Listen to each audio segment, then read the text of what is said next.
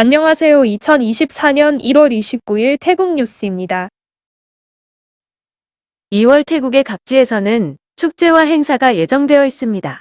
2월 2일부터 4일까지 치앙마이 넝부어캅 국립공원에서는 치앙마이 꽃축제가 열리며 2일부터 5일까지는 방콕 룸피니 경기장에서 어메이징 무에타이 축제가 개최됩니다.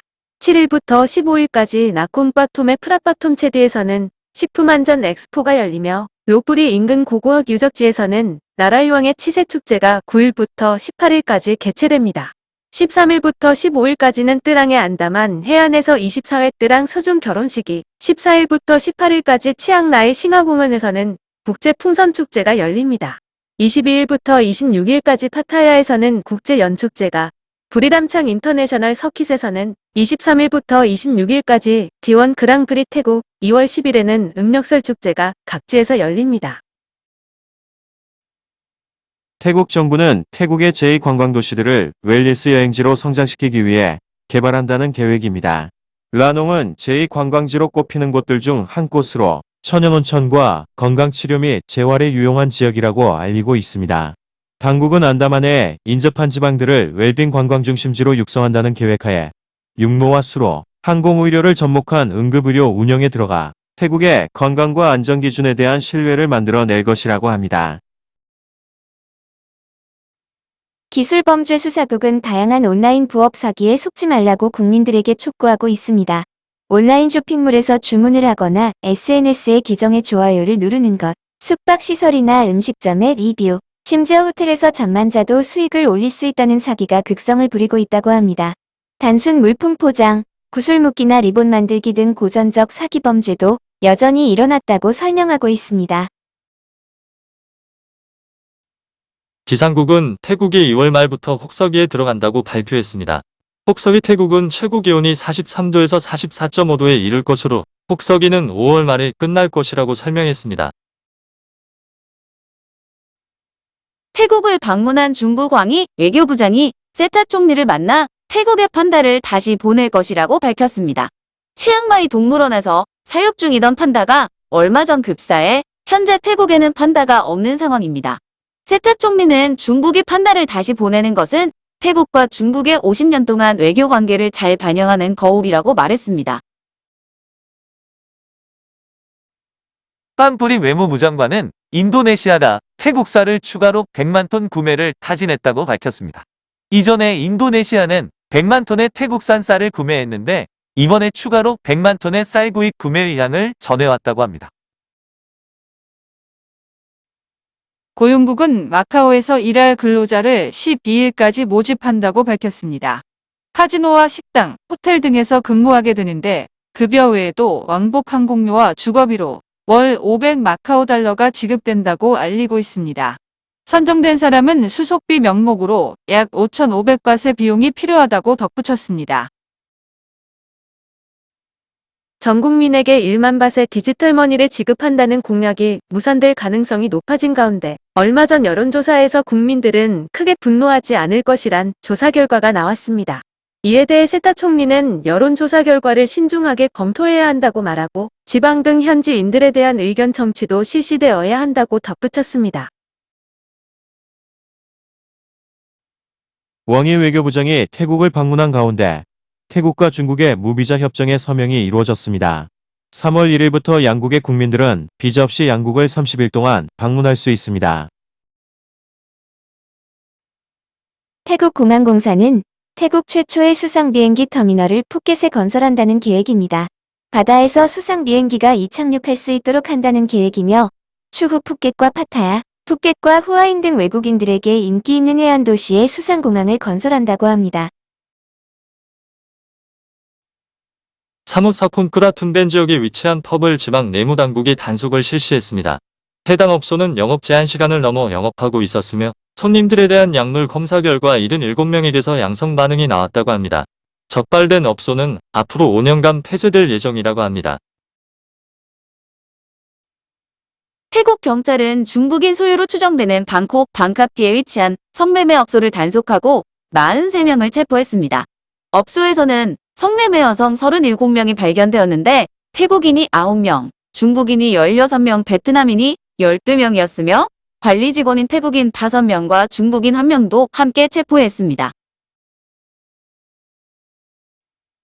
수도권 경찰은 비자갱신 대행위를 하면서 수수료만 챙기고 도주한 여성을 사무송크란 무앙 지역에서 체포했습니다. 검거된 여성은 14명의 외국인들에게 비자 연장 대행을 해주겠다며 수수료 명목으로 1인당 3,000바트에서 12,000바트의 돈만 받아 잠적했다고 합니다. 방콕 수도권을 비롯한 중부와 동부지방에 대기오염이 지속되고 있습니다. 29일 오후 3시 기준 방콕의 초미세먼지 대기오염 수치는 평균 44.3으로 나쁨 상태였습니다. 방콕의 대부분 지역이 모두 40을 넘어섰습니다. 29일 오전 11시 기준 파타야의 초미세먼지 대기오염 수치도 거의 모든 지역이 40을 넘어서 나쁨 상태였습니다. 파타야강과 꼬란의 수치는 45로 전 지역이 나쁨 수준을 보이고 있습니다. 방콕을 비롯해 태국의 주요 도시들에는 거리변 전선들이 어지럽게 설치되어 있어 각종 안전사고가 다발하고 있고 거리미관도 해치고 있습니다. 방콕 시내에서는 거리의 전선을 철거하고 지중화하는 공사가 진행되고 있는데 수쿠민 63인 에까마이 도로에 5.5km 구간의 지중화 공사가 실시되고 있습니다. 지난해 태국 내 신차 판매 대수는 전년보다 8.7% 감소한 77만 5,780대였습니다. 이 중 전기차가 603.7% 증가한 7만 3,568대, 하이브리드 차량이 60.4% 증가한 9만 2,962대였습니다. 자동차 생산 대수는 2.2% 감소한 184만 1,663대로 승용차는 8% 증가했지만 픽업 트럭은 7% 감소했습니다. 차량 수출은 11.7% 증가한 111만 7,539대였습니다. 태국 경찰은 방콕에 위치한 창고를 압수수색하고 위조 화장품 14,720점을 압수했습니다. 유명 브랜드의 화장품 상표를 위조한 가짜 제품들로 주로 온라인을 통해 유통되고 있었는데 중국인들이 관여된 것으로 경찰은 추정하고 있습니다. 방콕 MRT 블루라인의 사면역과 사면 미타운의 연결 통로에는 미끄럼틀과 등반벽이 설치되었습니다. 시민들의 운동 부족을 줄이기 위한 아이디어로 4월 10일까지 운영된다고 합니다. 27일 저녁 7시경 파타야 시내에 위치한 29층 규모의 베이스 콘도에서 33세 영국인 남성이 추락사하는 일이 있었습니다. 남성은 몰래 콘도 옥상에 침입해 낙하산을 이용해 지상으로 내려오려 했지만 낙하산이 펼쳐지지 않았다고 합니다.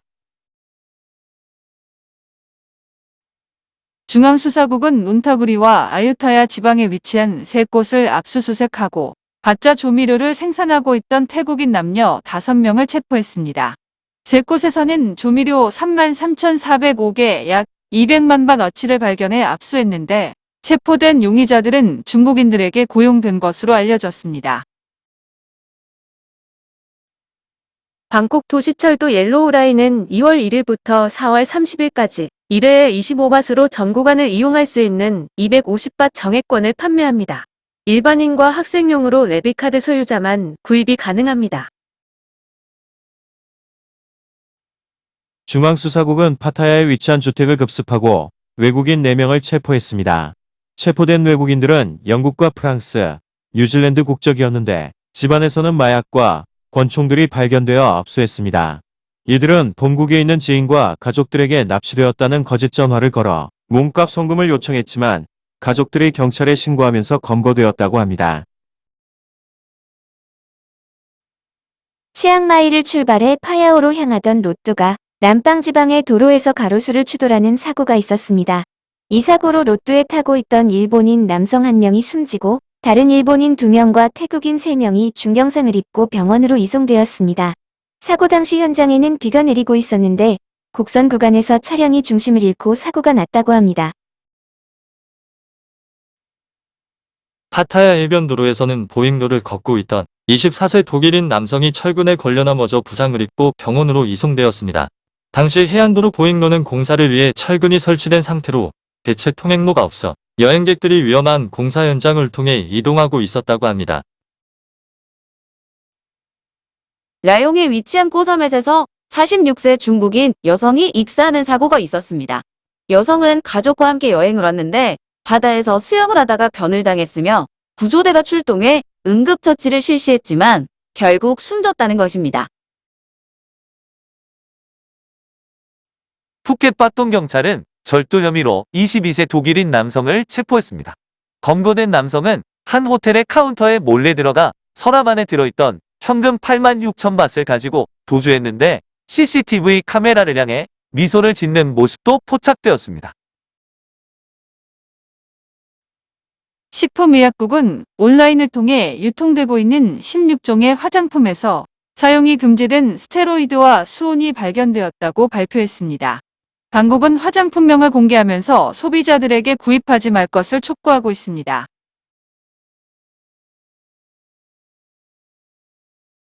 오늘도 시청해주셔서 감사합니다.